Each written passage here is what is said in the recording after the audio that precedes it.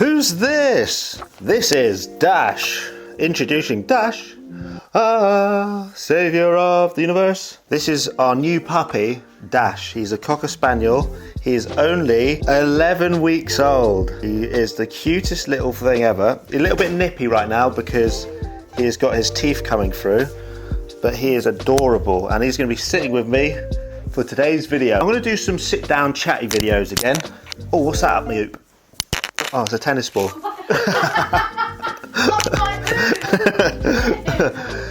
Yeah, I've missed chatting, just sitting down, having a little chit chat.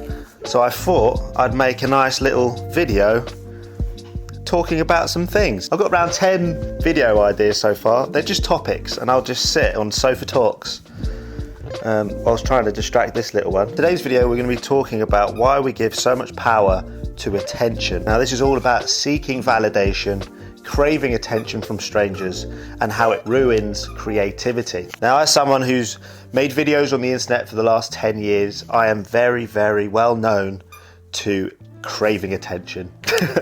To put it simply, ever since I was young, I've wanted attention, whether that's on the stage, being a theatre kid, whether that's football, whether that's doing show and tell, you know, whether it's performing at Christmas in front of your family. I've always sort of had a spotlight syndrome on me, like the sun beaming on my face right now. I have literally always sort of loved the spotlight. I've loved the attention. And as I've grown up and grown wiser, I sort of don't really want as much attention as I used to get. I used to sort of do silly things and make outrageous content and vines and all of the social media as I was trying to become famous. And I burnt out. I burnt out because I was chasing all of these sort of things. You know, craving attention is just the worst. And I've noticed that we give more power to strangers' attention than we do to our own intuition. So over time, you just sort of become a puppet for strangers. And you can't really have your creative, you know, shazazz that makes you unique, which makes you authentic. Over time, you sort of mold yourself into someone that you're not. And especially with this, you know, content creator culture that is out there. And I fair enough, I was a big cog in the machine. I advocated for making content my whole life. And now it's, you know, the number one sought out industry to be in. Everyone wants to grow up to be a content creator rather than Batman now, you know. They'd rather live stream than, you know, be in a film. They'd rather feature in a YouTube video than in a TV series. So it's, you know, it's dominated the world. Attention is the currency these days, where currency used to be the more important value, whereas now attention is, you know, how many likes you get, how many followers you have. It's all vanity metrics. This little one is a little rascal. You want attention. See, we're all sort of like puppies, just craving attention from our owners. Never get lost in the desire to feel seen. I think when we all grow up, and especially when we're younger, we just want to feel seen and feel heard and validated, just like this puppy. And if you don't, you sort of kick off, you know, you sort of don't feel like you're worthy, don't feel like, you know, you deserve the attention. And over time, that can make you feel lost. This puppy, oh my gosh. You are crazy. So when you're growing up and you want to make, say, your first YouTube video, or you want to make a TikTok, you want to feel seen. You know, what you have to say, or your music, or, you know, opinions you have, you want people to resonate with what you're saying so you can actually feel validated. Say also you come from a school where you didn't really feel like the popular kid, or a family where you don't feel like you can be heard or listened to because you're the youngest sibling. It is all relative, and it's all a valid reason why you'd want to go on the internet to sort of chase fame and freedom that comes with attention and everything that follows from it. And now with TikTok, you can obviously get viral from anything, random things. I could post my dog and suddenly become famous off my dog, and then I'm literally, for the rest of his life, I will be posting him and trying to monetize my dog. And that's the issue, is depending on what you get attention from, that will then lead you to stay in that lane. Give a dog a bone. There you go, look at that. It's a nice bone from the freezer. You can have it, it's yours. The crazy thing about, you know, getting attention online is that it gives you a great feeling when you get it. If you go viral, if you get some money, It's a really addictive feeling. And the thing is, over time, it becomes a sort of addiction in itself. And you don't want to get addicted to these things, because some people say, oh, I don't do drugs, I don't drink, I don't do this, but then you're addicted to social media and what it brings. And if you're a creative artist, or you're a musician, or you simply just like expressing yourself, my main advice is to try not to lose yourself by following the algorithm. Over the past 10 years, it has changed so many different times that I can't even count what it wants. The algorithm is basically like an AI hub of which feeds off our content. It feeds off us. It feeds off our creativity, our souls. It can make or break people. And if we lose that connection to ourselves and we stop trusting ourselves and we start trusting what algorithms want, we become the AI robots. We become robots in itself. And the main thing to do when you're on the come up is to try and stay true to your values as much as you can. I've been lost in the sauce. I've been questioning myself when I was younger. I've been doubting myself when I was younger. You realise how much it had a pull on me when I was younger. I was completely sort of lost for a long time. But now I feel like I have so much to give and offer outside of algorithms and platforms that I've found peace. If you've already got the followers, guys, if you've already got the fame and you've already got social media followings and money and all this sort of stuff, be careful, because what goes up must come down, and these platforms, these algorithms aren't catered to you. If you feel like you're seen and heard by an algorithm, you've got to remember there's a million other people also. It's not personal to you, and that's not to diminish your success. It's just the fact that you've got to play the game to win it, and the fact that you're playing a game means you're probably not authentic to yourself, which is not what you want in the long term. This little snapper. One thing I've learned also, and in this generation of phones being everywhere, is we like to give everyone an update on everything we're doing. And the thing is, oversharing sort of brings misery. If you're always creating memories just to share them, you're never going to enjoy them yourself. And it's not good to just live for other people. Like, if you go on a holiday, all you're doing is sharing content just for other people to see it. If you end up seeing everything has something that could go viral, you've lost the way. Like, not everything is a viral clip. And I think it gets to a point where we start performing our lives instead of actually living them. And it becomes sort of like an illusion in itself. You never know what reality is if you're always performing for the audience. If you look at some people's Instagram feeds, they're just curated realities. They're not even real. You know what I mean? Most people's YouTube videos are high budget, overproduction content machines. It's not even a real sit down video anymore. It's an actual production house. Air gel. Now, it's just interesting how people that couldn't care less about us hold so much power over our own brains. Like, we care about being perceived so much that we don't show our true selves. Now, the best thing I've ever done in my life is to try and remain authentic. It's not easy to do, especially in a world that is sort of molding and shifting and changing, and you can't just be yourself without being judged. When I was younger, I sort of used to think getting everything I wanted, I needed to run towards it. Get up so early. I wanted to chase all my dreams, chase everything, love, finances, resources, peace, all of these things I thought I had to chase, when in reality I just had to stop, let go, and become the person who deserves all those things. Not that we don't deserve them, but at some point in your life you look at your habits, the way you're living, and realise, if you had the things you desire, would you be able to keep them?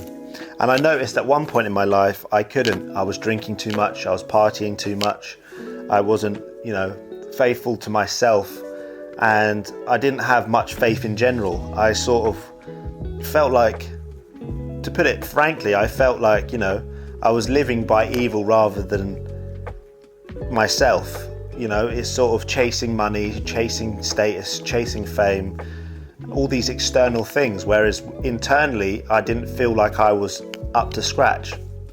And that's because I was, over 10 years, molded into someone I didn't recognize. And I think when you get lost in that source, it's so hard to get out of it, it's so hard to climb out of it.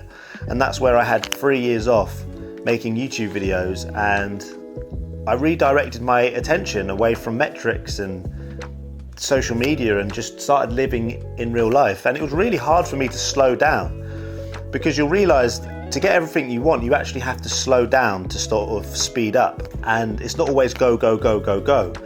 Sometimes you already have what younger you wanted. So I looked around, you know, and I had a good family, mum and dad, good friends, a good partner, a good job.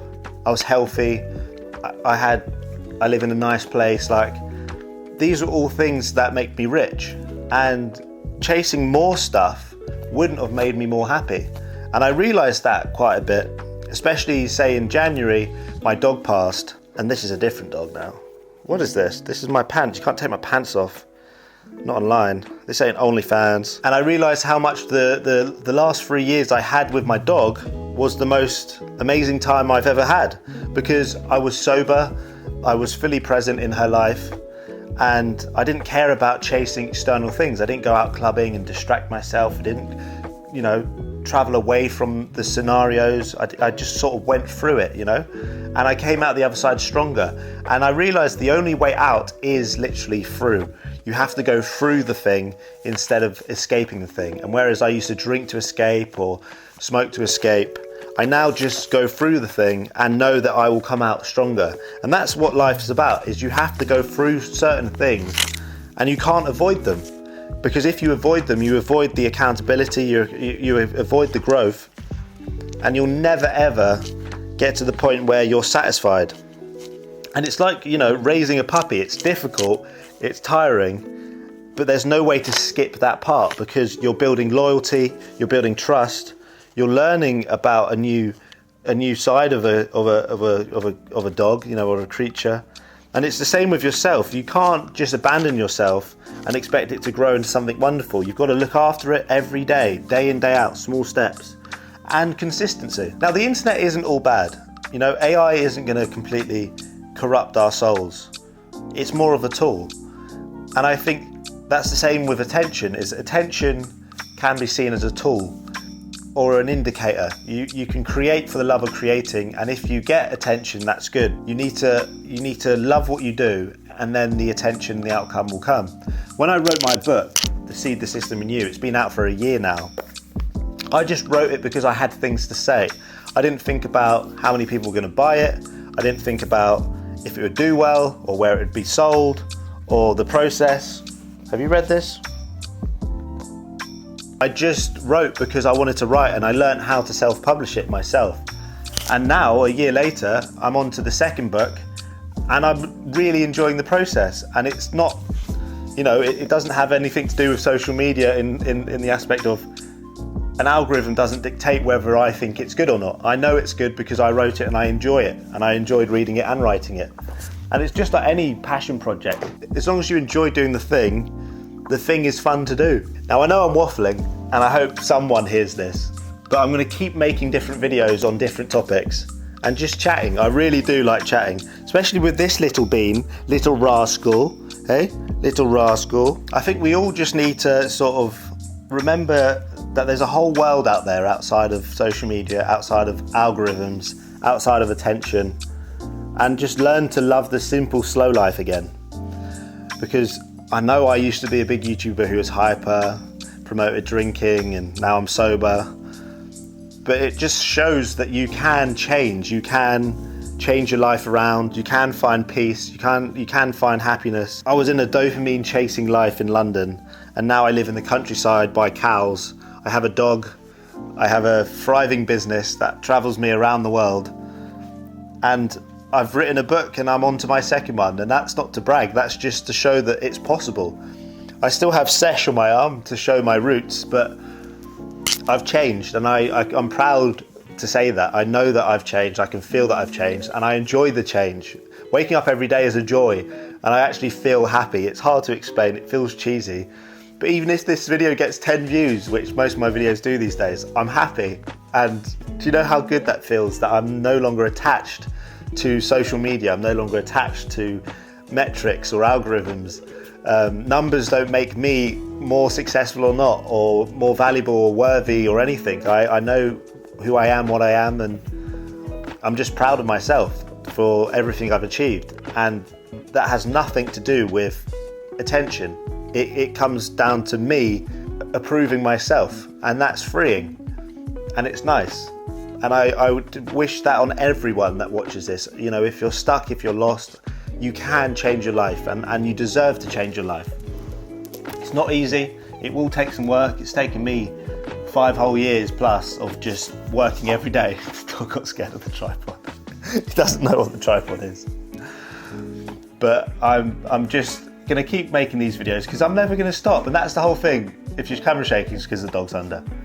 Never stopping is, hey Dash, come here. Dash, come here. Main thing is we never quit, guys. We never give up, and we carry on going. Just don't ever change yourself for any algorithms or anyone.